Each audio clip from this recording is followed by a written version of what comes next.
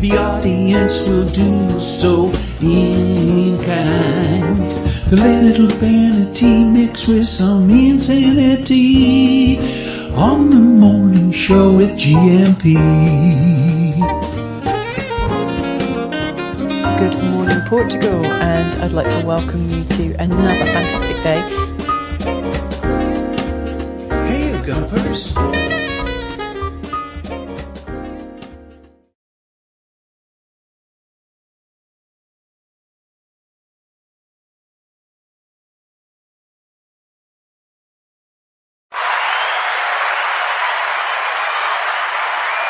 Well, I'm on the Alegria Munson here with the Good Morning Portugal show. I'm not sure what was happening this morning. I hope you were able to see the theme tune. I only saw little snatches of it, and there's a lovely picture of James for you this morning.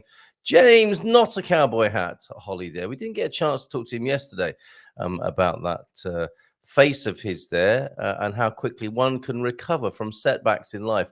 That's the face, everybody, of somebody who's ordered potato chips, French fries, and that's part of the problem, is knowing what to order and then having a different kind of potato arrive on your plate. It can be a crushing blow, but it's such a first world problem, and we didn't get a chance to talk about how to get over that very quickly. Another big issue, of course, this morning, death and dying in Portugal. Mamabear's joining us a little bit earlier than normal. And the wildflowers joining us at 9:30. Mamabear, not the wildflowers, wildflowers. We'll sort that out with them. I'll ask them how they prefer to be referred to at 9:30. They've got a new EP coming out and they're touring the UK, I believe, at the moment. We'll find out all of that about all of that at 9:30. And Mamabear in a few minutes, catching up with her on her healing and recovery, and all matters to do with death and dying here in Portugal, which of course precipitates the issue of living your life to the fullest. With that in mind, with having an openness and perhaps, I don't know, are we there yet? A welcoming of the inevitable. We shall see when we talk to Mamabear McGowan. And most of all, find out how she's doing, because we haven't spoken to her for a little while, and see if she's super hot in central Portugal. The thing is, I was chatting to her before the show and got quite carried away. I'm aware that there are a few things that I have not loaded to the screen yet as a result. I'm busy chatting away. It's 8:32. I've got to go and start the show. Let's give you a little bit of entertainment. We have from Victoria Benson, she one of the hosts of the Portimao meetup, which we're delighted to be associated with. Last night, I believe, fantastic performance last night at the beach in Carvoeiro by the Quantuna group from Coimbra University. They are physics students with a love of music. Now, that's going to be a good combination, isn't it? I wonder if their love of physics comes through in the singing. They'll understand, won't they, how the sound is created in the body. I suppose there's a little bit of biology in there as well, isn't there, and physiology. But they'll understand how the sound travels from their mouths to your ears at 330 meters per second, that sort of thing. Physics students with a love of music who create new arrangements based on traditional Portuguese music. Let's see then, shall we, what that was like last night in Carvoeiro, while I also get myself a little bit better organized and have a sip of tea, which I've also not done yet this morning. Good morning to you, by the way. I don't even know if I started the show in the traditional way. Let me do that now. Hola, bon dia, alegria. Munson here with the Good Morning Portugal show live stream and podcast. Welcome to you. And we're still processing that video. We've also got one from Pete, more coming in from the Orca Festival, and more satisfied customers, judging by the looks on their faces. Let's go to Carvoeiro first, though, and see what the evening was like last night.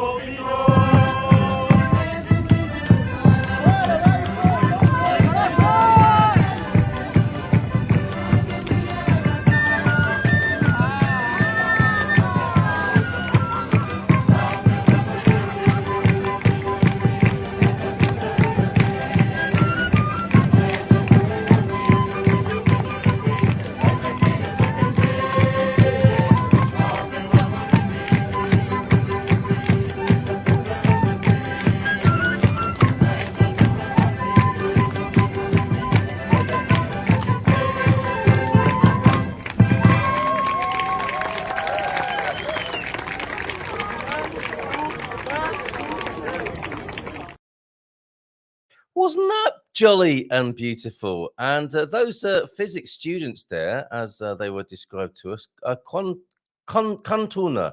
That's got to be a play on words, isn't it? To do with songs, I'm guessing. But I'm thinking, if, as a bunch of physics students, they could be called quantumer as well, couldn't they? And they were clearly, the dancers there were defying the laws of physics as well. Good movers and great interpretations of traditional Portuguese music. Thank you very much, Victoria Benson from Capoeira last night, which is a beautiful place. And I wonder, they had their traditional Portuguese academic garb on there, didn't they? Black clothes and a cape as well. Just how warm was that, do you think, last night? And dancing in those clothes. Maybe, is it counterintuitive? Are they possibly cooler wearing such things? I'm not sure. Maybe they're in this condition now, which is, I suspect, where many people in central Portugal are finding themselves at the moment. Is this you? I think Garvo Austin last night from the wine club was certainly very warm. He's losing plants and fruit. It's so hot over there during the day. He can't get enough water to his plants. That's how it rolls at the moment, I think, at this time of year in central Portugal. But shout out to you if this is you and the condition you're in. I don't remember Rembrandt painting that one. But anyway, great to see you here this morning on the Good Morning Portugal show. Let's see who's in. We've got more pics and videos to come. Do send them in if you want to share what's going on in your part of Portugal with us. 913-590-303. Mamabear soon and wildflowers at around 9:30 this morning. Bon dia alegria GuMPers from the T-Duck at 8:03 this morning. And his deep thought of the day. Look at this. Most propaganda is not designed to fool the critical thinker. And I think we have a few of those here, but only to give cowards an excuse not to think at all. Ouch, Michael Rivero. And I think, propaganda, mainstream narratives, all that sort of stuff, that certainly, I think, comes into the conversation around death and dying too. Michael Rivero was raised in New England, farm country. He was a child actor, but left film to follow a career in science, working for NASA on the Viking and Voyager projects. So thank you very much, T-Duck, for that deep thought of the day, that rather piercing insight from Michael Rivero there. The Quem Sabia today, who knew? Despite their rather modest number compared to other communities, Portuguese Australians form Morning Astrid, form a very organized, self-conscious and an active community in many fields of Australian life. G'day to all of you. Portuguese Australians are spread over many parts of the continent. They have their own sporting teams, social clubs, radio shows, newspapers, outdoor cultural festivals, and culinary feasts.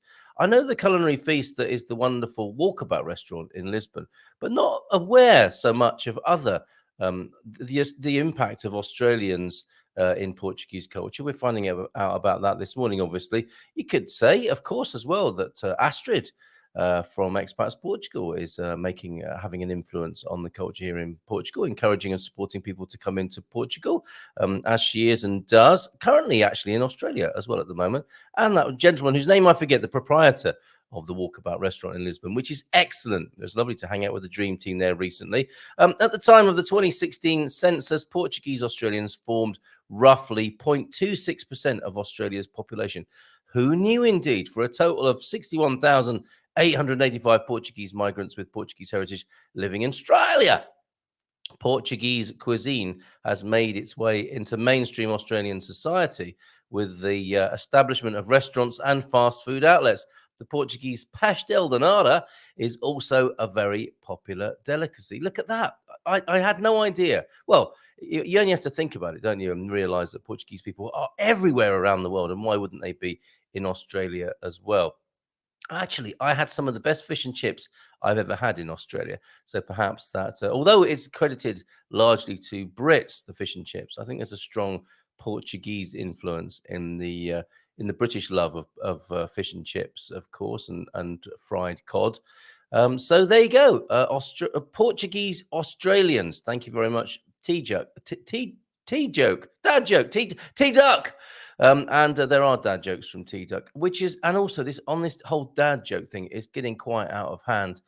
We had Johnny Cocktails at it as well. Do I need to issue a warning? I think I do. There's quite a lot of them this morning. We do welcome mum jokes, of course, that slightly more cerebral and serious manifestation of the genre. the mum joke. Do love a mum joke. They're rarer.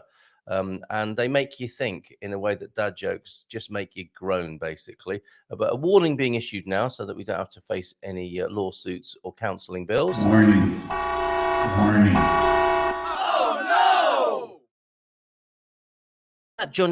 Where's that Johnny Cocktail joke that came in? I believe via email. Thank you very much, Carl at goodmorningportugal.com. If you ever want to get in touch with me, have I got it?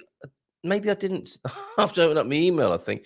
Johnny, well, I'll come back to Johnny Cocktail's dad joke a little bit later. Very good, though. He claims it's his own creation, which actually, in some ways, goes against the rules of dad jokes. There should be some element of borrowing, shouldn't there, or downright stealing from other people's efforts at humor. That's how they should be referred to, efforts in humor. Here's one from a visual from James. We've already had a visual of James. Here's a visual from James. I'm thinking about breaking up with the invisible girl I'm dating. To be honest, I don't know what you saw in her, says Spock. That is good. That is good. Thank you very much for that. Have we got that twice? Yes, we've got that twice. I am so poorly organized this morning. We do have others. T-Duck sent some in. I do like this one a lot. And that one as well. Let me bring that to the screen too. You'll need to look at the screen, I think, for this second one. So this is New Generation Star Trek. As a teen, I lived on a houseboat and dated the girl next door. Eventually, we drifted apart. That's really good. Thank you very much for that there, T-Duck. And your second offering, this is, which generation is this? Time to work out. Oh, that's a horrible reminder to me.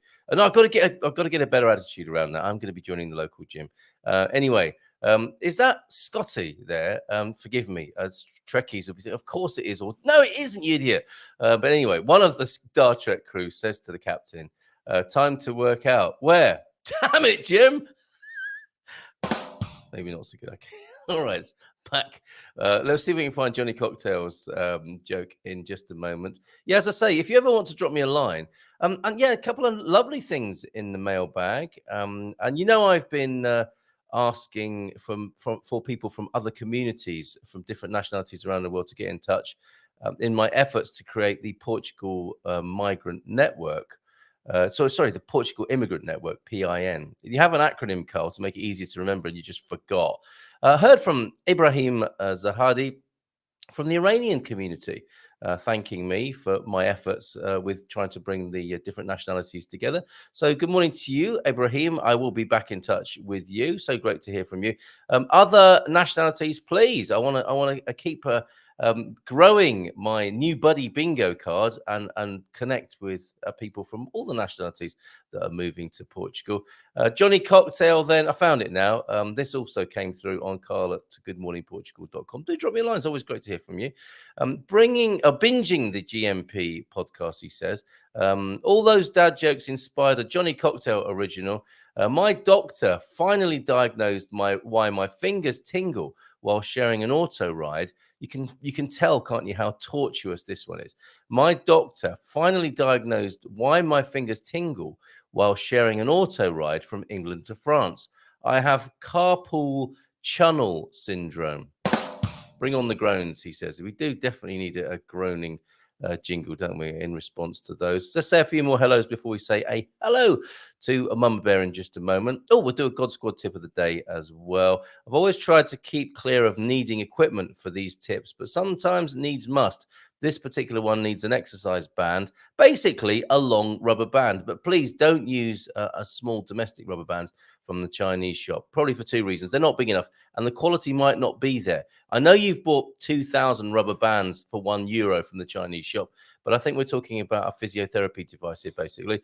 With one end tied near the floor, hook the other over your foot, put your left leg in and your right, and move so the band is just tight. Then drive your knee and foot forward to make right angles between your body, thigh, and knee. Throw some shapes. Repeat a few times on both legs, but not at the same time. This works with the abductor abductor muscles in the hip and help keep that area in good shape. Who doesn't like to keep their hips in good shape first thing in the morning? No, I do. Cheers, Coach T, for that. I think for yesterday's and today's, can we have videos of those at some point? Thank you very much, Ian. Much appreciated. Bon dia todos from James. I looked up Mellow Yellow and listened to that and enjoyed it. And I was talking about my first job in South Kensington. The B-side, it turns out, of Mellow Yellow is sunny South Kensington. You can't make it up, these coincidences. Did I say that dad joke? 3 conspiracy theorists walk into a bar. Don't tell me that's a coincidence. Bon dia todos, feliz terça, como va, from James. Oh, and another one. Dad joke warning. 2 silkworms had a race. They ended up in a tie. They're very good. These are very good. Mr. S is saffron açafrão in Portuguese. James, I know a restaurant with that name. And Mia Eshmerish. Why are we talking about Mia? I haven't spoken to her for a long time. Mia Eshmerish has a YouTube channel and she explains a lot of nuances about Portuguese. Yeah, I used to talk to her on a regular basis. She's lovely. And she does make some very good videos. She's very good, James. And I think maybe James has subscribed to that in the past. I'm sure we've talked about Mia. Hola, good morning, everyone, from Laura P. Hola, bon dia, kids, from a foggy, smoky Portimao. Let's see the picture there. So Laura sent this in. This morning. Is that fog? Is that it looks like a sea fog, doesn't it? This morning. Thank you very much, Laura. That's Albufeira this morning. And you very kindly sent in somebody's UK driving license that I think you found. You took it immediately to the GNR in Albufeira. Can you let me know if it's been claimed? Surname is somebody called Leeds. If you know somebody with the surname Leeds, or is that where they're from? I don't know. It was found near the Edificio Marisol in Albufeira. If you're British and you lost your UK driving license and your surname is Leeds or you come from Leeds, I believe it's been recently handed in by Laura to the local GNR there. There is Albufeira. A little bit foggy, perhaps smoky this morning is Victoria's guess there. Thank you very much. All those pics and vids on 913-590-303, if you will. A few more hellos, and then we'll say hello to Mama Bear this morning, see how she's doing. What a busy life she leads. If you subscribe to her YouTube channel, it's a struggle to keep up with. I just get tired watching her activities. I do quite a few things myself on a daily basis. I don't think as many as Mama Bear does, however. We'll find out how she's in just a moment. Victoria, I think fog, no smoky smell, only humidity. Well, that's good. Yes, Laura, very misty. Hope the wind doesn't bring the smoke back here today.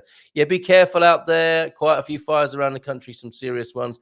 Fogosh.pt is the place to look and the app to download for those. We escaped the smoke over the weekend, says Victoria. So dense, we have no aircon, so we drove up to Evora, which was lovely, but hot, out of the frying pan and into the fire. Hopefully not literally.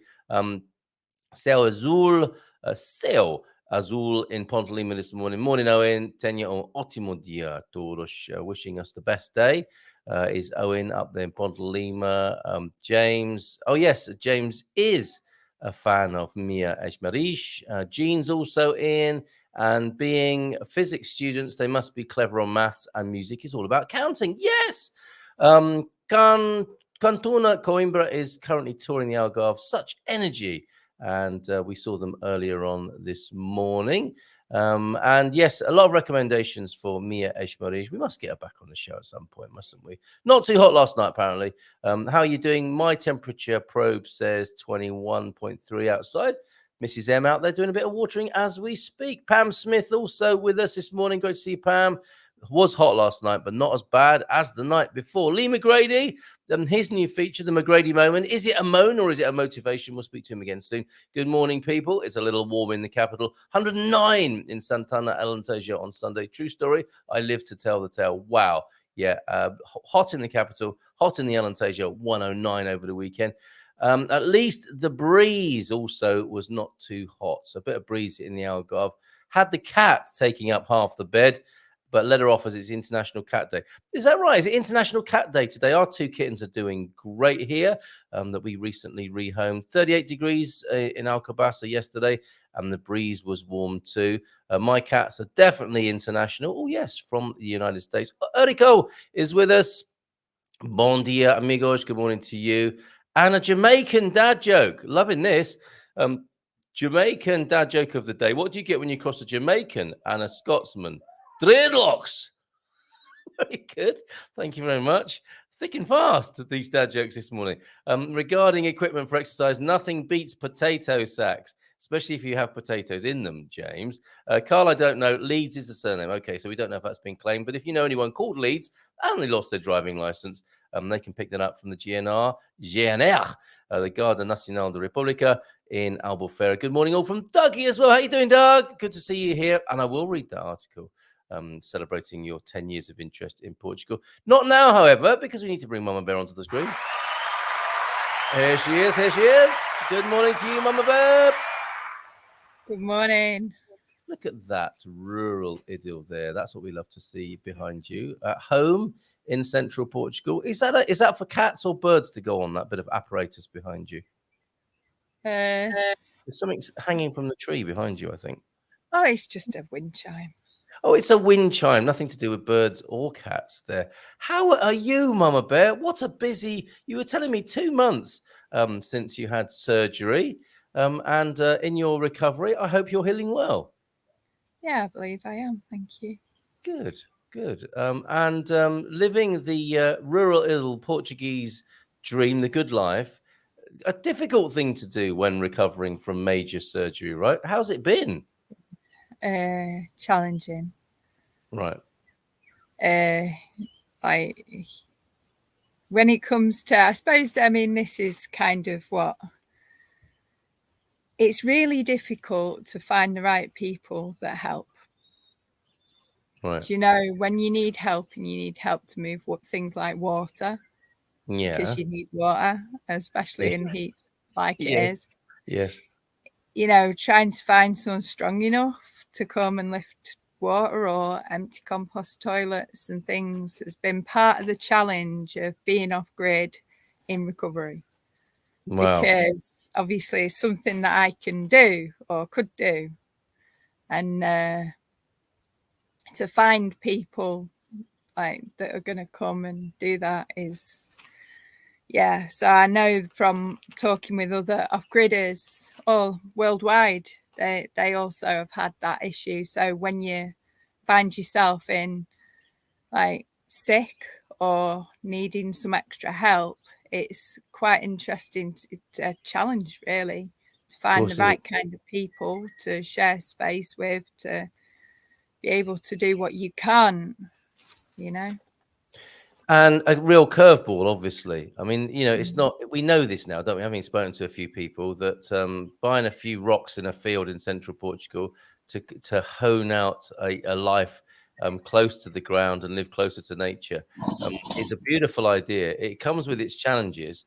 And then you get a illness curveball like the one you've had, which brings this extra dimension of difficulty. Are you saying that the people who are woofers and the workaways, they sometimes talk a good talk, but can't do the simplest of things like carry water, chop wood and carry water, as it were? Does it not always work out? Yeah, I think people...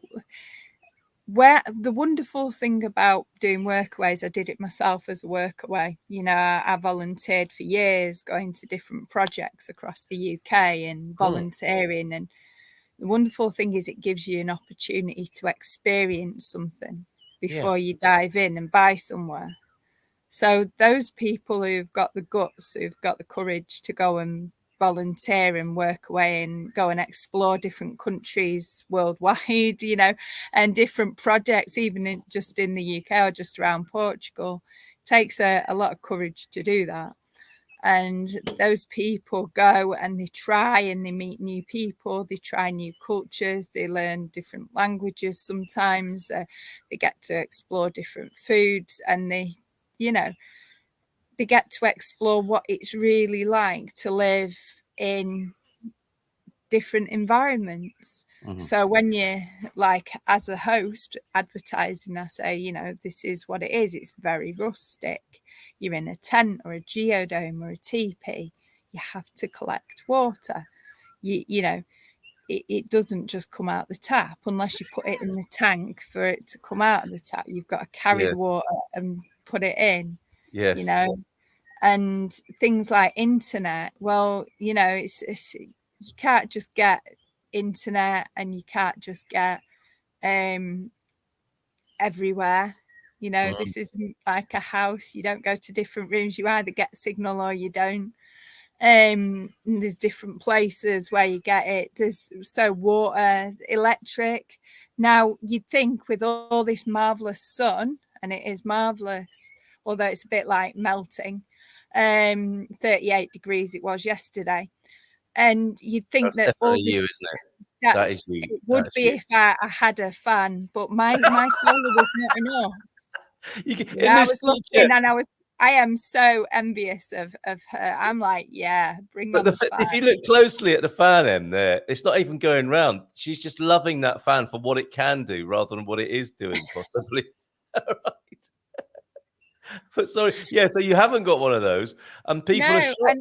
Isn't and I it have weird? solar system Yeah. with over 1,000 watts of Oh, generating an hour, hourly.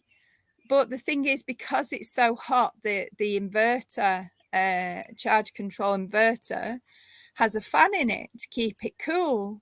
So it's taking more power to run the fan in the solar system, which means that we don't have enough power, because it's so at night I'm having to turn off the solar completely, so we don't have any because it's running down the batteries.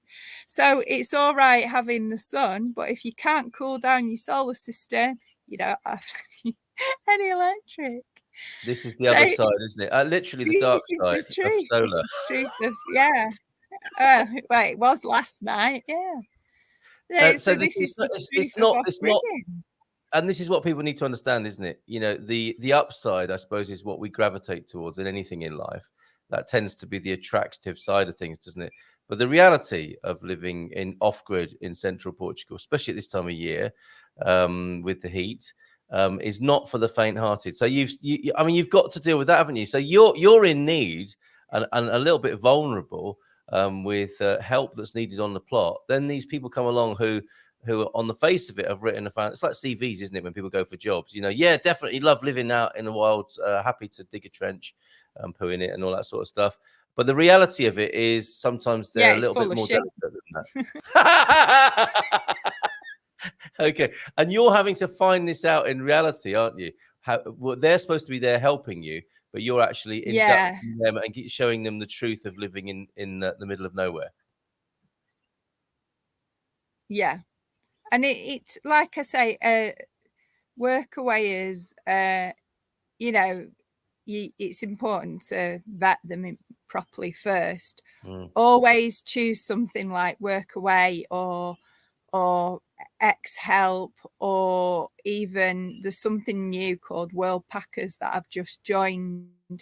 Now, the thing about World Packers is it allows you to review the person and they can review you, whereas with Work Away, they can review you, but you can't review them.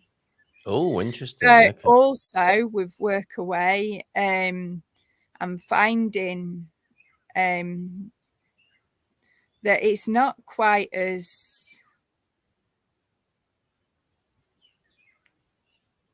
transparent as it could be, and regards to finding help when you're looking on house sitting and all the different places available to get house sitters. What I'm finding is the ones that you get through Facebook and other sites are not the quality that you get through Work Away, so they're less likely to want to do anything. So they come to Work Away and do nout. They sit around and well said. Well said. they smoke and enjoy the holidays. And you're like, well, there should be a fair exchange where you can listen to each other and do stuff. And I feel that World Packers is the way forward. So I have joined, and I will be making use of the account. And the gentleman from World Packers came for a few days. He came here and visited me a few weeks ago, and I showed him round, and he's really lovely. and he's from Brazil, and he was an ex-host as well, and his brother's got a project in Penamacor. It's Okay. it's They a know what they're doing. really, so it's someone who knows what they're doing, and you get to join them. And like Workaway, you don't get to do courses for free and stuff if you join. It's just an exchange, whereas the hosts get free to advertise, but the Workaway is pay to join and connect. Whereas with the World Packers, you can pay to join, but you also get to access courses on nonviolent communication to help improve your communication skills. They're going to be featuring my Human Your course, so that it says that basically, if you're going to come here to spend time with me, you're going to have to do that before you get it. Yeah. So you've got a real heads up on what's going on. And there's a couple of other courses that I'm going to sort out for them based on basic permaculture. So that way people really do get to know. They've got other courses as well that are all part. So as you pay for being a workawayer, but with World Packers, you get access to courses, and then you get an opportunity to review the person hosting you, and they get to review you. It seems like a much better. It sounds better balanced, doesn't it? So A better this is balance. the evolution. This is the evolution of volunteering, isn't it? Within this It is. particular world. Woofing, we've had working weekends on organic farms. That must be like 40 or 50 years old, I would have thought. We've had Workaway, haven't we? Workaway.info, I think. And World Packers seems to be the latest iteration. And nicely squeezed in there, Mama Bear, about your Human Your course, which people need to do as a prerequisite for joining you, and a little bit of non-violent communication. Okay, but you would like them to get up to speed with you. It's like if anyone's interested, though, in that course, it's my free gift to humanity. I'm on Udemy, and it's the conscious composting course.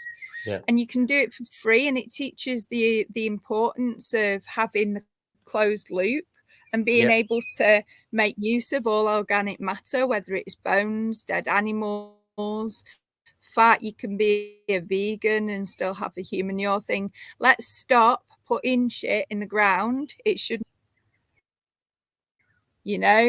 These things are really important. It's really important for our planet to start taking responsibility for what we create, and we can take care of ourselves and each other, and our environment by just something like properly like processing our organic matter, instead of these, because so many people come and they just been used to going in bushes or digging a hole. We don't do that. That is not good. So yes, please, if you're interested in Human Your, even just for a nosy and see, just go on Udemy and look for that course, because it's not just about coming here. It's about how you are interacting with your environment. Brilliant. Okay, so that's the composting is really important. Some people seeing this might think to themselves, I want to go and hang out with Mama Bear. It's not as simple as that. Although that's a lovely intention and sentiment, I think the saying, the road to hell is paved with good intentions, has never been truer when it comes to volunteering, especially in off-grid, organic, and new and alternative kinds of projects. And this course you're talking about, I guess it's one of the few courses where you'd be happy for the review to be, this was a totally course. So there you go. There's Mama Bear's Human Your course, available free on Udemy as her contribution to humankind. Human Your for humankind. And it's not your only gift, of course. You are you hold the space. That's the right phrase, isn't it? For having open conversations and having a little bit more mindfulness and consciousness around death and dying. And we talked before, didn't we, about this whole experience you've been through as perhaps influenced or given you deeper insight of being poorly. I tend to have that happen for people. Any further insights along those lines with the journey you've been on? Being vulnerable, needing help, being ill. or I'm not sure you would put it that way, Em, but you know what I'm getting at. Has that brought any more depth and insight to you? Yeah. We need to change our mindset as a society. This is me sharing my personal belief here, and I don't like pushing it out on people, but I'm noticing there's so much fear around cancer, and it annoys the living out of me. Because the thing is, right, fear raises our stress levels, it increases cortisol, it lowers our immune system, makes us more susceptible to anything, which makes us more ill. It makes it gives our body a harder job to process whatever it's going through. Fear is not the way. Spreading fear is not the way. We need to be more mindful as to what we're putting out there. Cancer has been a blessing to me in my life. It came along, I was like, oh, okay. And then I had the operation, and I still have no pain now. So cancer was the cause for finding the endometriosis that has now meant that the debilitating pain that I've felt for years has gone, and I'm pain free. It's like being completely reborn. Fantastic. So for me, cancer has given me a new life, and I've met many people on a cancer journey, and cancer has given them a new perspective. It has helped them rebirth themselves into some different way of life. It's helped them reconnect with things. It's helped them get the shit in order. It's helped them make new contacts. It's helped them see things differently. It's helped them explore the belief system. And some people have gone through it and then recovered and really started to look at life differently. There is a lot of gifts in there. There is a lot of grace, there is a lot of pain, there is a lot of suffering. But isn't there in everyday life? Well, there can be, for sure, yes. Things. So let's stop spreading fear and stirring the pot and making things worse for people and going, oh, it's all this and it's dead bad and blah, blah, blah. What you're doing is you're feeding suffering, you're feeding pain, you're feeding fear, you're spreading it around like a bad smell, and it's rippling out that fear, and it's getting people so that people who'd never had any experience before hear this story. Oh no, cancer. And they start panicking before they've even had a chance to see what's going on. The amount of people who are now contacting me going and being open about their lady or men part cancer. I call it that because there's so many different cancers connected with down there. And I've been able to, and honoured to listen to them, to hear the stories and to sit with them and discuss things and explore their lives with them, you know, as they have been embarking in these new ways, having to process. The sitting with uncertainty, the sitting with the not knowing. Sitting with not knowing is so hard, and that's the hardest thing about cancer. It's the hardest thing with any serious illness, when they tell you something and you don't know, and they don't know either. So they're basing it on statistics, right? And you're basing it on what you hear, which is that fear thing that's going out and rippling it out. Like, we need to drop this. And we need to just have some compassion for ourselves, have mercy on ourselves, and meet ourselves where we're at, and meet everyone else where they're at, and say, okay, so you're going through a really tough time and it's really hard not knowing. And I get that. Let's just sit with that not knowing. Let's not pretend that there's going to be an answer, because we don't know. I don't know. Maybe it's still there. So what? Yeah, that's the thing. They keep it going for 5 years. They keep it going because they don't know. They go, yeah, we'll get, it's gone now. but we keep it as active just in case, and you've got to have all these tests. So it's ways, because they don't know, no one knows. So stop feeding yourselves bullshit. Maybe shit's the theme of the morning, I don't know, but stop feeding yourselves that. You know, it is. And bullshit is BS, which is a belief system. So we need to look at our belief system. I've never heard that before. To establish where is it going? Where's it taking us? What's true? What's real? Because most of the time our BS keeps us from real truth. That Big is so truth. good. That had never occurred to me before. So BS, belief system. Yeah. How many of us have got belief systems that are utter BS? Or how many of us can look back on what we used to believe and think, oh, blimey, that was a load of shite, wasn't it? You know? Absolutely. And when I'm deaf and dying, we've got so many different BSs, that it really takes us away from being able to be here in the moment with what is, and takes us on a wild carpet ride, or puts us down a rabbit hole where we're trying to go through our truth because we think something else is true, and we're not able to sit with that because we're too scared. Have mercy. As usual, have mercy indeed. As usual, you are bringing us some fascinating ideas, propositions, things to consider and ponder. Our deep thought of the day, well, look, was most propaganda is not designed to fool the critical thinker, but only to give cowards an excuse not to think at all.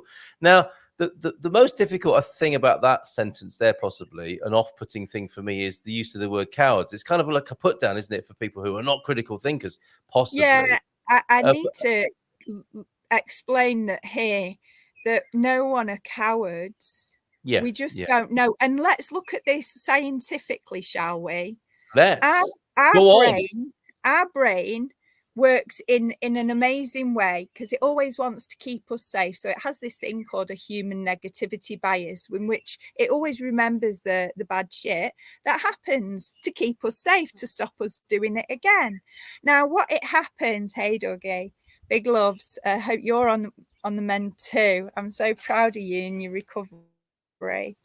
So we have our brain, and inside our brain here at the back, we have our limbic brain, and inside that we have a thing called an amygdala, and it's kind of like it almost looks like a little tadpole. It's little round and C-shaped.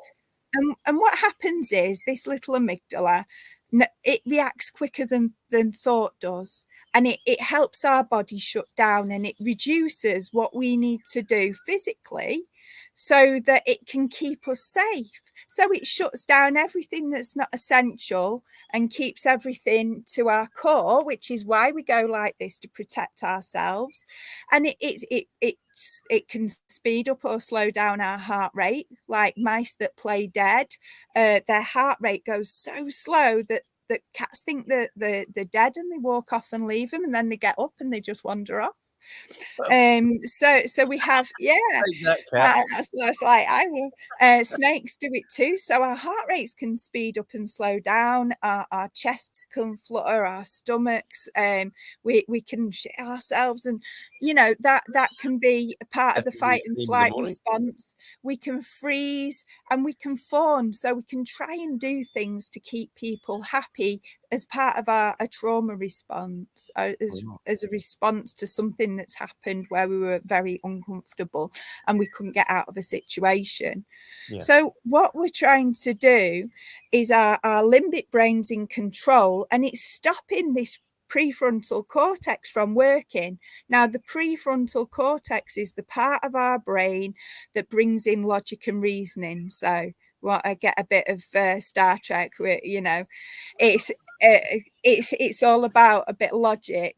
What's logical? Is this logical? And that part of our brain will not work while everything else is shut down, because it can. It's not meant to. So we've got to realize that, becoming aware of our bodies and going, whoa, we're unhappy now at the moment. Is this real? Is this true? Kind of thing. If we can get into our bodies and notice some kind of fear response and go, shit, that's the amygdala. Is it really life threatening?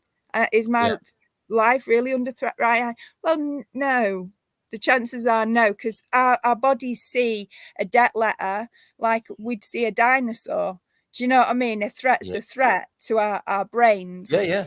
So what happens is, as soon as we can bring our prefrontal cortex back online, we're able to function, we're able to think straight, we're able to bring logic and reasoning and work our shit out.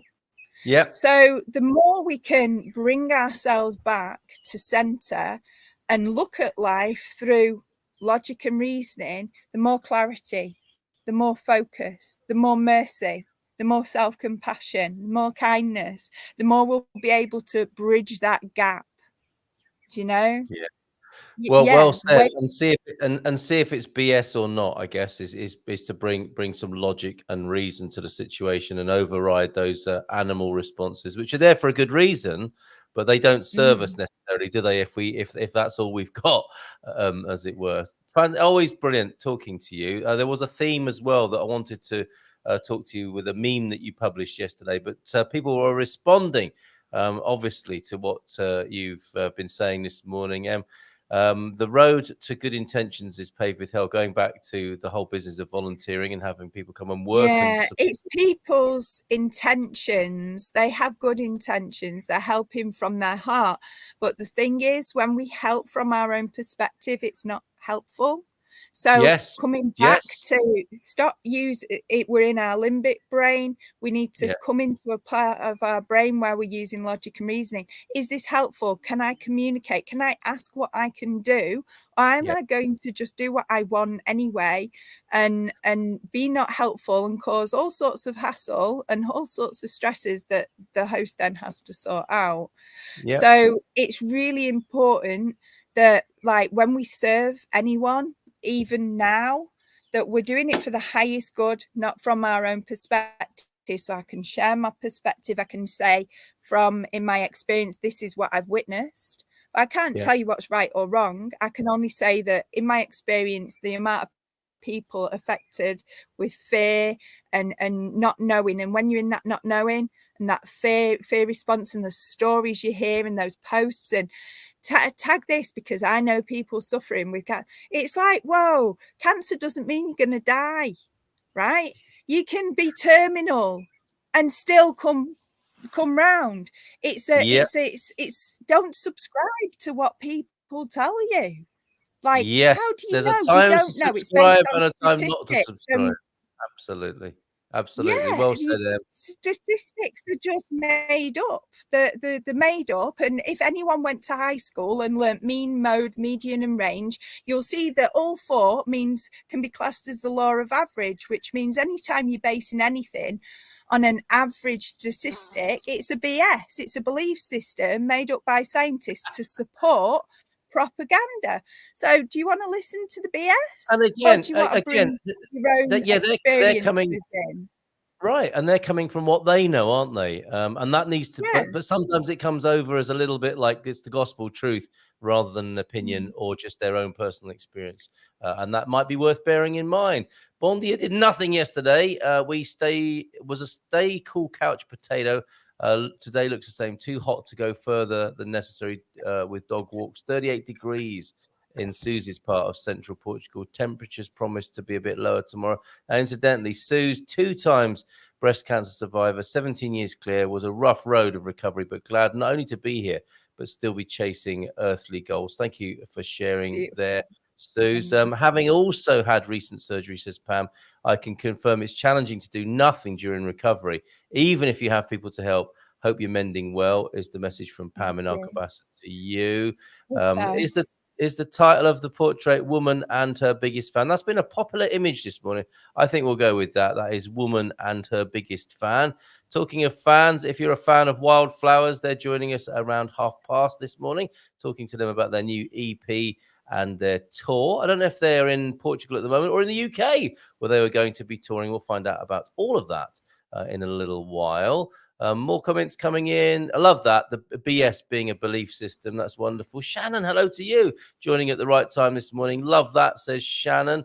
Speaking of organic composting, as we were, We talk about everything here. Seriously, when I die, I want to donate my viable organs. That's another good name for a band, isn't it? The Viable Organs. Here they are. Put your hands together. It's the Viable Organs, everybody.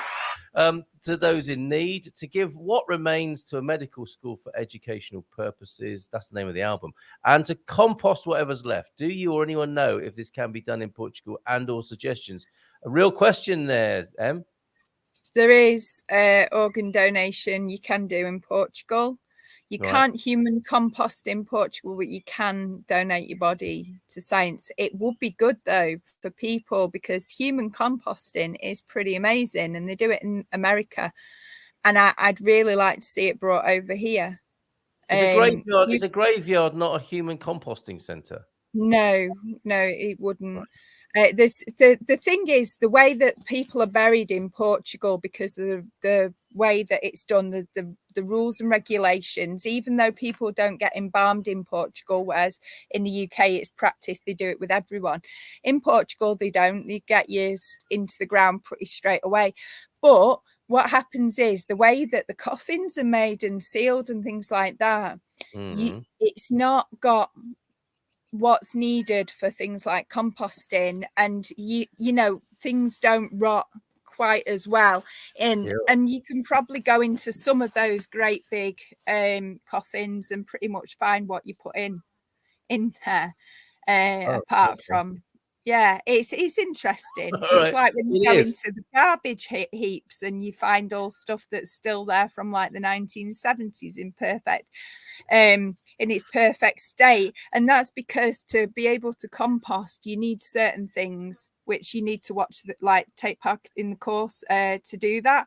Accelerators and activators. You need to realise that for anything to be part of a closed loop system, you need certain things to count. Now, the human composting coffin, if you like, or tube, what the human body goes into, and then it makes perfectly safe soil for your gardens.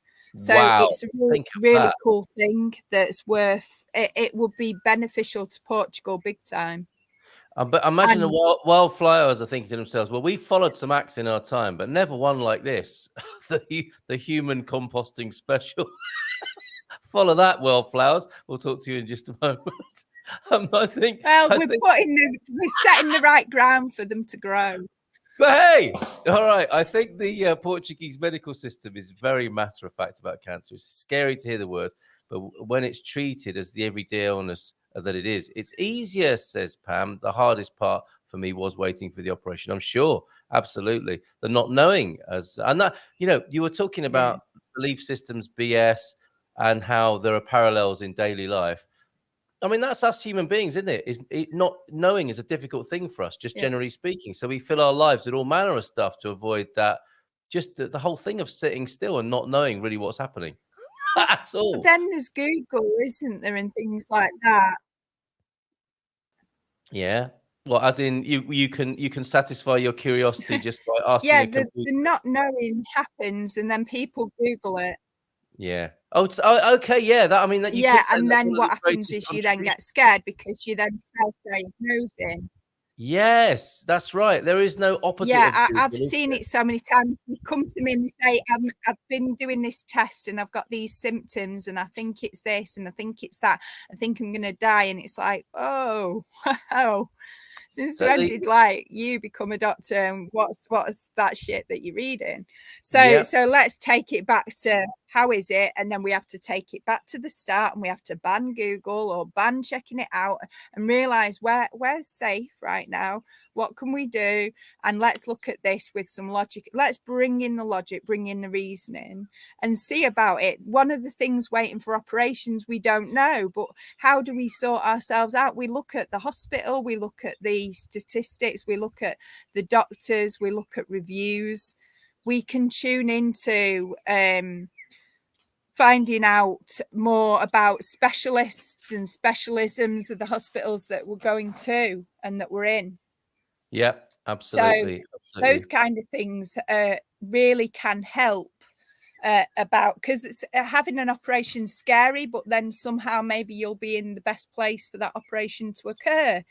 And like, Is a university hospital the worst place possible? Maybe not, because you've got the professionals and you've got all the students and everyone's being graded on it and everything's being checked and double checked and double checked. That doesn't happen in a normal hospital. So you might be safer in a university hospital than you are in an average. So it's looking at things and bringing in a different perspective and talking it through with someone that's not fear-based. And just doing the best you can. Basically, that's all we can do in life, isn't it? As a transferable idea here, do the best you can and leave the rest to whatever providential force you best relate to. We've got to move on, Em. It's been fantastic talking to you, but I don't want to deprive people of being able to share with their comments and insight here, and then we'll have a chat with the wildflowers or the wildflowers. We'll find out the answer to that mystery as well in just a moment. Or those mice with little heartbeat get eaten by the cat. I don't like the story ending that way. Full circle. We just don't know. It's easy for you to say. You're not like the little mouse. We just don't know for certain what's next in the future. The only certainty is that we'll find out. Oh, yes. Well said, Dougie Hughes. I know exactly what you mean about the negativity. It's very difficult to get beyond that when you're responding to serious trauma. Yes, absolutely, Doug. You've been through it just recently. We're all terminal, ultimately. There's a cheerful thought. Thank you, Jean, for that. It's true. And I've had a few medical scares and was proud of my response, which was essentially, okay, says James. So there's a chance this could be life-threatening, but it also might not be. So I'll just wait and see. No sense worrying about without all the information. So mindfulness right there again. Yes, James, worry is a detrimental waste of time. That should be the dictionary definition of worry, shouldn't we?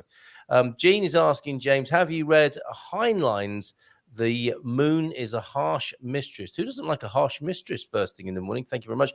Please avoid Dr. Google. The ultimate Google would be like, look, I know you're asking all these questions, but no one knows nothing really.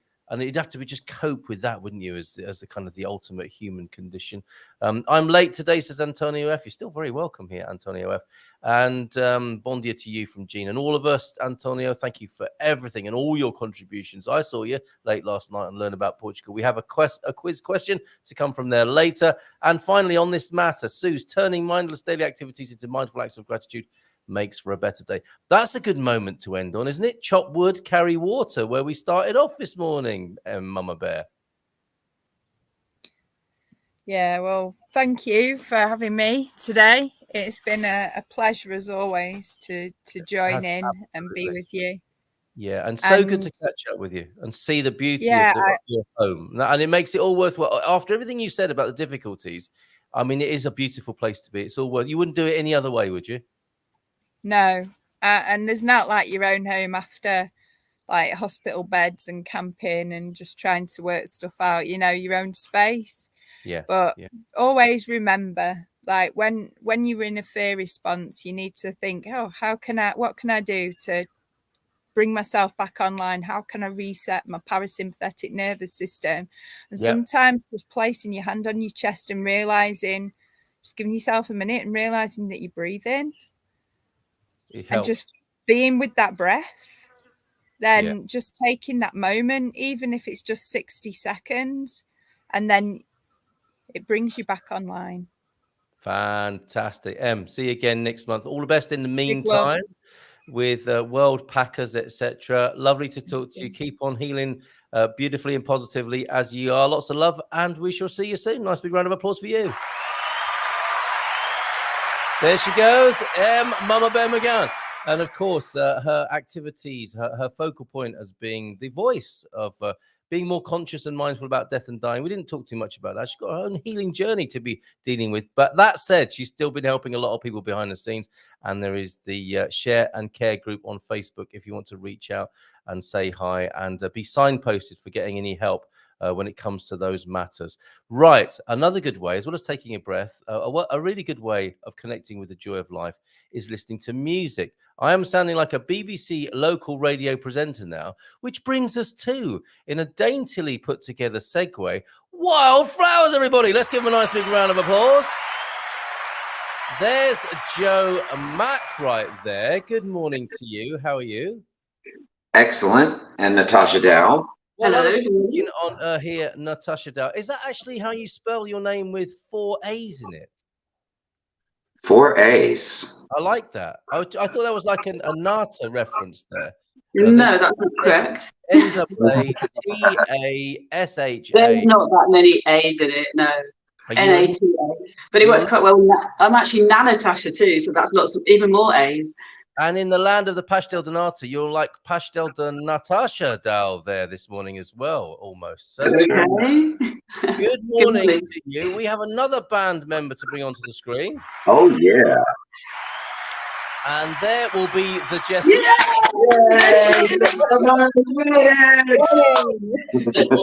Good morning to you. This is a rare treat seeing her at 9 a.m. Oh my God! Well, yeah. The idea was to get a bunch of musicians up at 9 o'clock in the morning. I am sorry about that. It is a tricky thing, as I've discovered before. Hi, how's it going with your new single? It's going really well. Here's Is this the fourth band member as well? Oh. Right. Yeah, So if we could place you all for a moment and then talk about your amazing new single, which we have previewed already on the show, went down very well indeed. You guys are brilliant. And I need a bit of context as well about, how you fit into Portugal. I believe you're going on a UK tour. You might be there already. So how did this all get started? Is it the Wildflowers or Wildflowers is the first question. It's just Wildflowers. Okay, thought so. And how did it begin? Natasha, you want to? Actually, you know what? I don't want to bring it's all about Wildflowers, but the really interesting thing is how this follows on from the conversation you've just had. I actually lost my husband last January, and he was a musician too. And the link that kept me going was the music. He kept saying to me, you must keep playing. And I thought, how on earth am I going to do that? Who's going to want to play with me, an old grey-haired grandmother? And then Joe Mack runs Juke Joint, as you know, and I thought, you know what the safe space would be playing with other women, and saw the wonderful Jessica performing on her own, and thought, I'm no way near cool enough or talented enough for Jessica to be interested, but I know what, I'll ask her. So I did ask her, would you be interested in forming an all-girl group? Which is where Wildflowers came from, because the link here that I was trying to get to, is that music does make every point in our mind stimulate, and it really got me through the heartache and the pain, and music is that international language. So anyway, I approached Jessica, and then in the usual way, we thought we were going to connect on WhatsApp, and she did not have WhatsApp, so I'm sending messages and getting no reply, and thought, oh, okay, she's not interested. Met her at another party with another girl who joined the band briefly, and realized that Jess didn't actually have the WhatsApp app. So when she did download the app in my presence, here came all the messages. Oh, so you are interested. And that's how Wildflowers was born. And then maybe we can explain that journey. Yeah, isn't it? What a terrible bit of technology to have you thinking you're communicating, but only when you're at a party do 500 messages suddenly appear. So you don't have to read them all now, Jess. Basically, I want to be in a band with you. And there you are thinking you've been spurned or rejected by a fellow musician. That's a horrible moment in the journey of the band here. But here you are together, and clearly you make fantastic music. It's all worked out, and amazing, Natasha, incredible backstory context, as you explained there. When was this? And I mean, in that time you've just described, you've put an EP together as well. This was only about a year ago. And as Joe likes to say, our mantra is rock and roll will save your soul. Yeah. And, in that time too, Joe wasn't even in the band yet, but he was also going through his own personal battles, and as was I. And it just was the universe aligning for all three of us to say, you need something else to focus on. And so we really put our noses to the stone and worked really hard to just make a recording, and here we are now, a year later. And yeah, I've got to ask you about that. How that gets done in Portugal. Joe, how did you get yourself in a girl band? Isn't that funny? Isn't that funny that I'm in an all-girl band? I always think that's a bit strange, but it's fine. I just wear the eyeshadow, and nobody notices. It's fine. Fantastic. Bit of guy liner, bit of mascara, and you're all good to go. It's about being in touch with your feminine side, I think. Absolutely right. And you are part of this ecosystem of music around the Silver Coast. That is another part of the context and setting here, right? Yeah, absolutely. I mean, we're just trying to build a little music scene here, and what's always been important to me from my background is songwriting and original music, and obviously that was Jessica was one of the first people I found in this area that was writing her own songs and doing original music, and I thought, well, how cool is that? I need to know this chick, and here we are. Tell us where you've all come from then. Like Jessica Martins, that is a Portuguese name, right? And are you American? Are you Portuguese? How Yes. did you get? Oh. Right, of course. And but you're all three of you are based in the Silver Coast area, right? As rockers. That's right. Yeah. And did you grow up here, Jess? No, well, I grew up coming here every summer, and I'm actually living in what was my grandparents' house.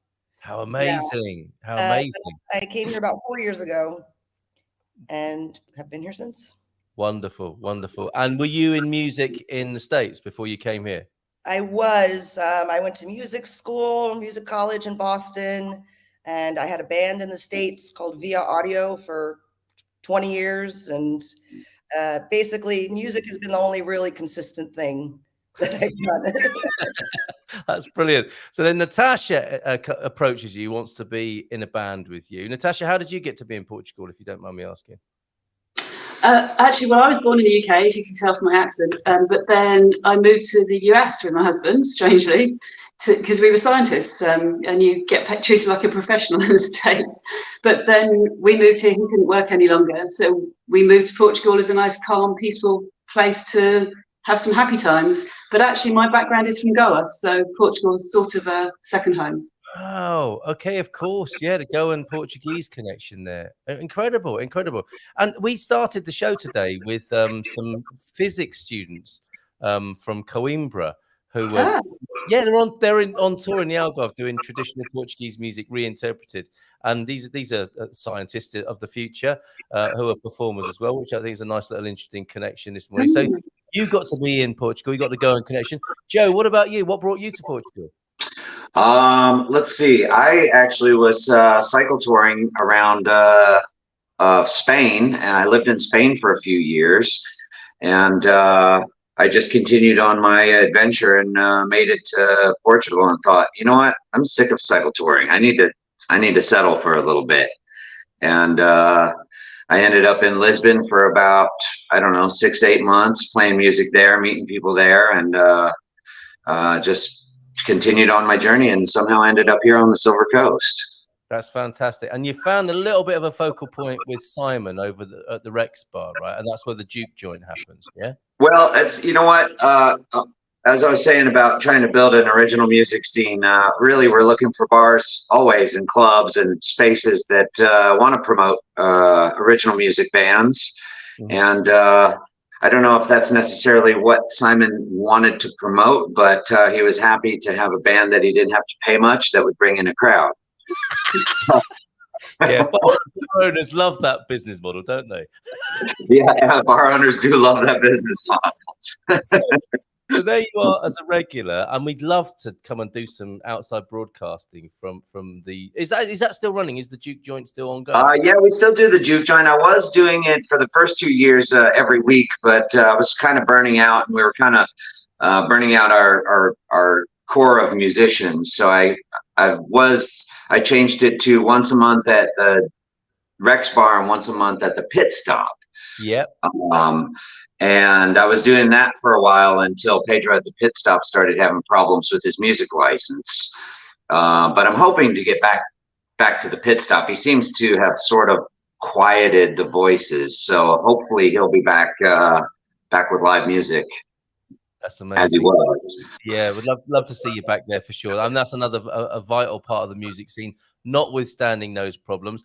And the thing you referred to there about doing original music, I don't think that's that easy in Portugal, is it? The traditional thing is covers bands, isn't it? People love a covers band here. And you've met Michael and Cheryl Bliss and Ron Rogers up in Porto. But you know, I've talked to them about this same thing of, you know, wouldn't it be great to have a focal point, a music scene, the immigrant musicians, the foreigners coming in, and the local musicians creating a scene? But it seems really hard to get into that formula of covers that is really safe. What's your view on that? I mean, you've definitely made some progress on that part of things, Joe. Yeah, I mean, you know what? I don't think Portugal is special in that way. I think any smaller market's always going to have a struggle with original music. Yeah. But it's our job as musicians and songwriters to persevere and just keep moving forward. Because if we threw in the towel and just played covers, then you know, ultimately culture itself suffers. And you know, of course, we don't want that. No, we can't, especially now in this time of everything being kind of homogenized and globalized. We definitely. That's right. That's right. I put this analogy like this: that if you're a Michelin star chef and you've got your own special meals that you do, and then you get hired as a hamburger chef. Yeah. You know, and it's you can hire a Michelin star chef to cook hamburgers, sure, and he'll cook a really nice hamburger. But how do we win in that scenario? Yeah, you know, it's true. And that's a really good analogy. Sorry, Jess, go on. It says, so all we do is write songs about hamburgers now. Is there a hamburger song in your repertoire? Not yet. Not yet. Okay, that's written. And this is a matter of education as well, isn't it? Without wanting to sound too pompous or patronizing about it. I don't think people necessarily understand the phenomenon that we were just talking about. You know, there's nothing wrong with, you know, rocking up at a local bar and hearing a few familiar tunes. It's nice and safe. But it is creative death as well in some ways, isn't it? So how can we help people to understand your plight as musicians who want to share original material and want to share that creativity and not have the world, you know, this world we live in where artists get paid a fraction of a penny should their music ever be put on Spotify or other streaming platforms? The bar owners who say to you, yeah, come along, it'll be really good publicity for you, and I can give you a free drink if you're really good. That's this is what you're up against, isn't it? And really, I think that we need to help with the audience's understanding of how important it is to get out and hear live music. How can we help? What message can we send to people on that sort of level? I'll take this one. I'll just say I have had the most experience, I think, of being a poor musician. Okay, go on. Honestly, the best way to support musicians right now is to buy their merch. Yeah. And to go to Bandcamp. You can buy directly from the artist that way. Tell your friends, come to a show and you know, just give us a chance to show you what we can do. And, you know, little by little, hopefully something can come of it. But it's harder now on one hand than ever because of the internet. On the other hand, you know, it's easier to reach wider audiences. So I think just casting a wide net and helping us get the gospel out there it all helps. Well said. Well, we wouldn't have met, would we, if it hadn't been for, you know, the communication that's possible via the internet. And you're doing that. So let's move into that. Then you are producing music, you're selling music. And is there a merchandise line or hamburgers? Is there a hamburger that's going to be coming out that is the Wildflowers hamburger range? Not yet. We might have to do a veggie burger though, just to keep everybody happy. It would definitely have some curry spice in it. So I'm going to play the single, if I may, again, when we finished our conversation, because I absolutely love Shady Lady. I think it's fantastic. And it's from a forthcoming EP, which people can buy. Where are they going to find that? Well, the EP comes out this Friday. Yep. And it will be on all the streaming platforms. We also have a music video that we shot in my backyard. Brilliant. On YouTube and Bandcamp again. So if you want to visit our website, it's wildflowerspt.com. Yeah. And you can find all the fun stuff there. Okay. Wildflowers. I'll make sure people can see that. And we have a tour ongoing, do we? I heard talk of a UK tour. Is that happening now, or is that when the EP comes out? Well, before we go, we're going to have a big release party this Sunday at Rex Bar. Yep. And that's anyone is welcome to come, whether you're a human or a dog or okay or a hamburger. And future compost. Yeah. Okay. Sorry. So this Sunday at Rex, and then 2 days later we fly to the UK and are there for 2 weeks touring around. So fair play to you. That's not an easy thing to do, is it? But it looks like you've got some lovely little venues organized. Are people receptive to that when you ring them up? Is that Natasha's work? That is Natasha's work. That was a lot of persistence. I actually learned this from Joe, having just booked an Algarve tour. It reminded me of trying to get a university place or trying to get a job. You just bombard people with message after message, and it was a tough sell because we had nothing to show them to prove who we were. But these shining stars took the risk and said, yeah, sure, we'll book you. And it's sort of a bit of a bluff. We're a touring band. We've toured Europe. Well, we toured the Algarve, but we managed to... Which is Europe, by the way. Yeah, it is, absolutely. We could go with that. That's amazing. If people, by some quirk, are seeing a single, say, yeah, we want that. We want this band to come and play with us. Are you open to other invitations? Are you open to this community, knowing someone who's got a bar around the world saying okay, all right. and people can get in touch with you at wildflowerspt.com. That's the right website that I've put on the screen there, is it? Yes. Perfect. Okay. Michael's here, Talk of the Devil. Have a great tour. Look forward to listening to the EP. Hi, Michael. Hi, Michael. We do have something going on, don't we? With the whatever you call them, expats, foreigners, immigrants in Portugal coming in, wanting to play original live music. The Blisses, Ron Rogers up in Porto. You guys are on the Silver Coast. It's looking fairly positive, isn't it? Let's not forget Oz DeFaz. There's a huge amount of musicians now, aren't there? It's great. Yeah, it's growing all the time, and we're always seeing new faces pop up. And I think the Juke Joint has been a nice little home for our music community, and a place where people can get up and play some original music. And it's not about whether or not you're getting a gig. It's about the fact that here's an open forum to get up and do your thing. So we've made some leaps and bounds, I think, with that. But for the Wildflowers, it's really about getting out of Portugal. Actually, it's really about seeing the rest of the world. And we're not in this to get rich or to get famous. We're just in this to have a lot of fun and be able to travel. Well, that comes a lot. What was that, Jess? You wouldn't mind a bit of fame and wealth as well, right? I don't need the fame, but it'd be great to pay my bills. Wouldn't it just? It's not much to ask for. And, like socio-politically, I think it's really important that a resurgence of creativity. We've been through a pretty shitty couple of years, haven't we? And we are going through some weird times in the world.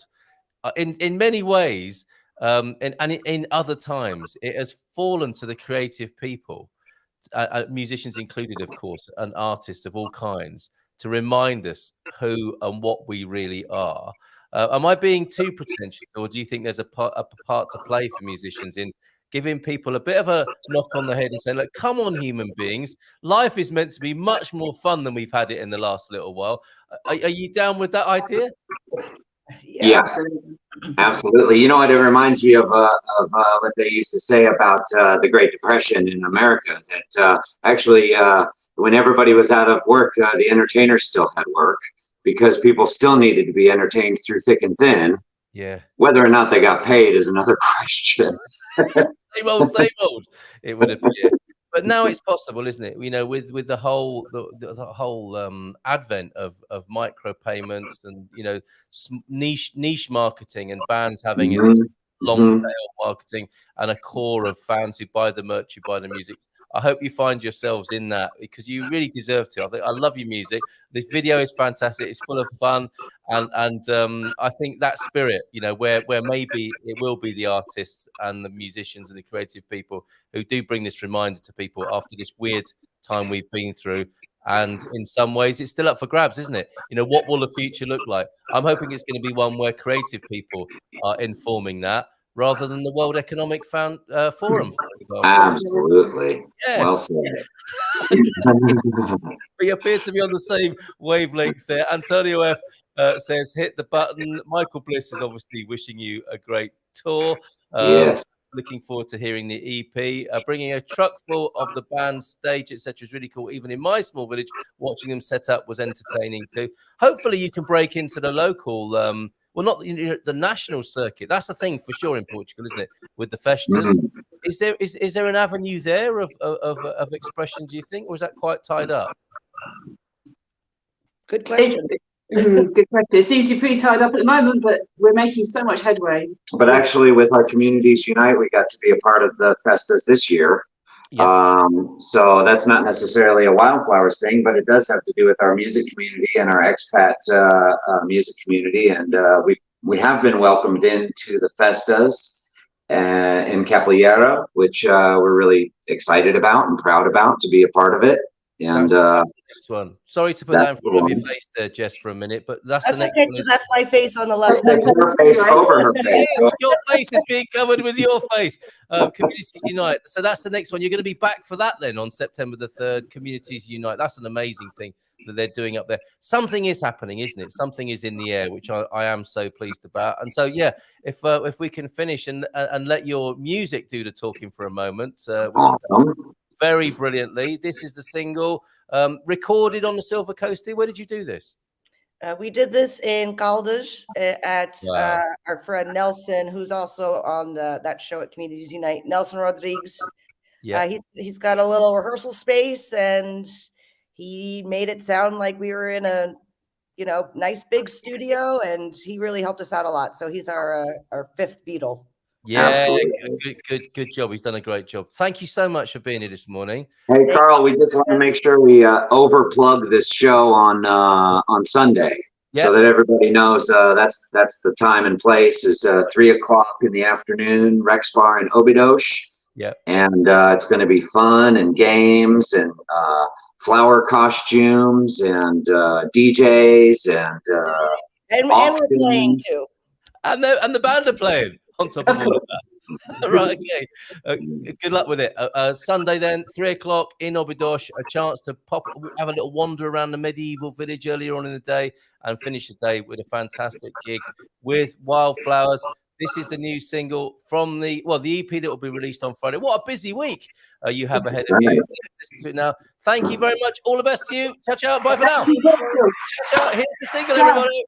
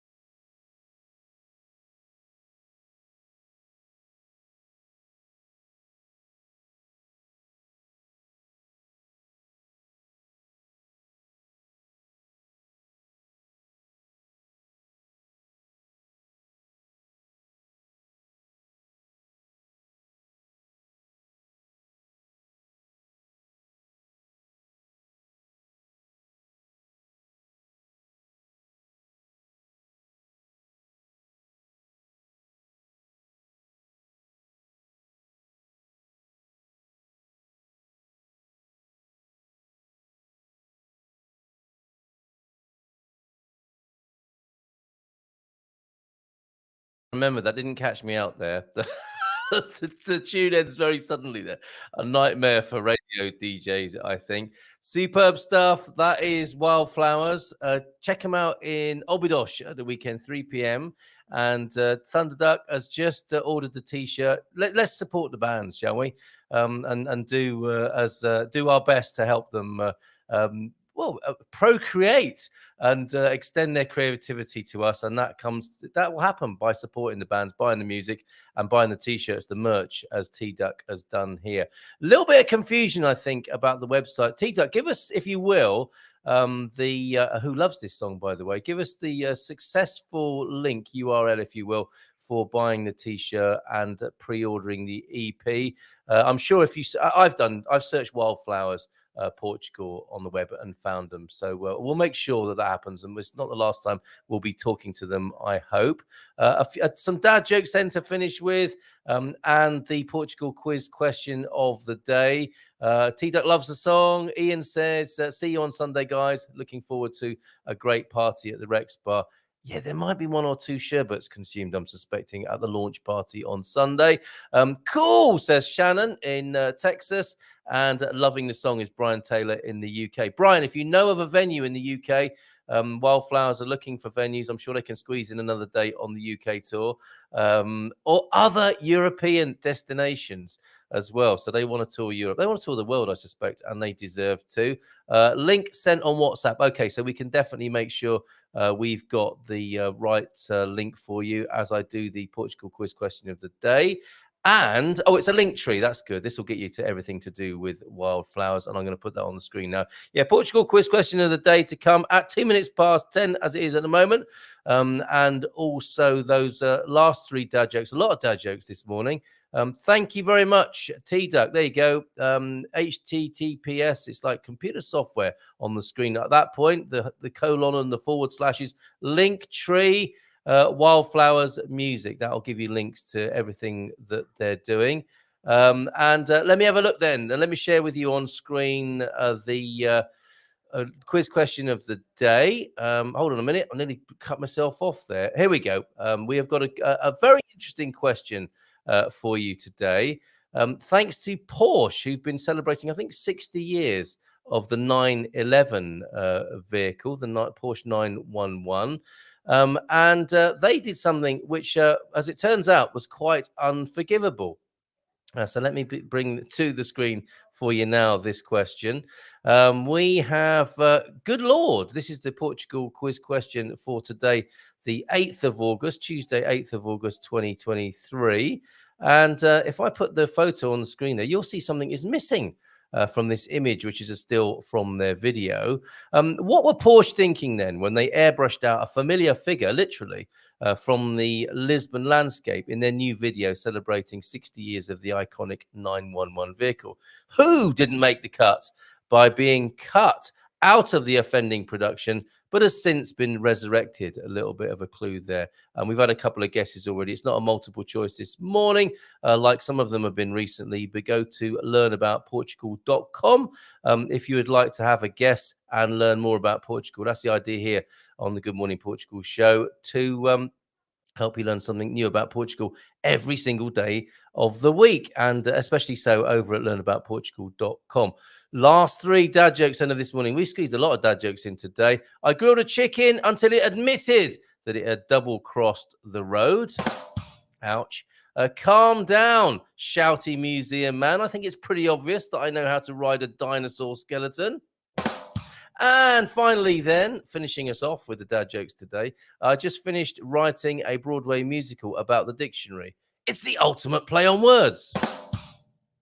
Okay. Thank you very much to Wildflowers. Thank you to Mamabear McGowan. And thank you to everybody who took part in the show today with your comments, questions, suggestions, insights. You can always do that on the WhatsApp line 913-590-303. And of course, we'll see you tomorrow with Ask Anything About Portugal on the Wednesday, of course. A D7 visa, if you want to know anything about the D7 visa, we're having the latest update from EI. I imagine Gilda will be with us for that, and the Dream Team, of course, on Thursday evening at 9. Thank you last night to the Austins, most of them, in fact, who sampled that Altano organic rosé. I've got a little bit in the fridge, which I may finish off later with more sushi, which I enjoyed with it yesterday. Thanks for being here today, and we'll see you again tomorrow. Teja, até próxima, adios, and ciao for now.